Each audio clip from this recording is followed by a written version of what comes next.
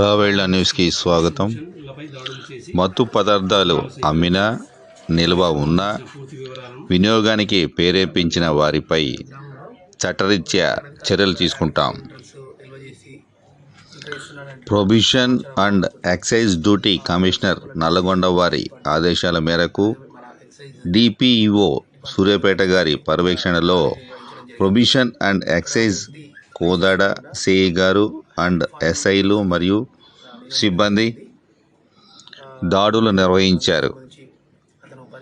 అనంతరం ప్రెస్ మీట్లో మాట్లాడుతున్నారు. లైసెన్స్ లేకుండా నిల్వ చేసినందుకు గాను మేము హ్యాబిట్ ఫార్మింగ్ డ్రగ్స్ని సీజ్ చేయడం జరిగింది.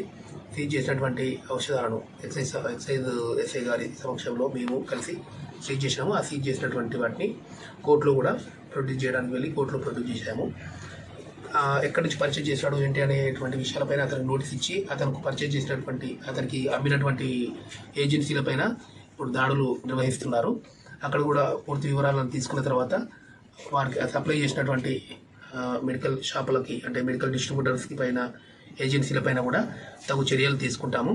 ఎవరు లైసెన్స్ లేని వ్యక్తులకు విక్రయించిన హ్యాబిట్ ఫార్మింగ్ డ్రగ్స్ని రిటైల్ షాప్స్ వాళ్ళు ఎవరికైనా పిల్లలకి వాళ్ళకి అమ్మినా, పిల్లలను తప్పుదో పట్టించేలాగా వారికి అమ్మినా వారిపైన కూడా మేము డ్రగ్స్ అండ్ కాస్మెటిక్స్ యాక్ట్ చట్ట ప్రకారంగా తప్పకుండా చర్యలు తీసుకుంటాము. ఇప్పుడు ఈ సీజ్ చేసిన వాటిని కూడా కోర్టులో ప్రొడ్యూస్ చేశాము. సో వెంటనే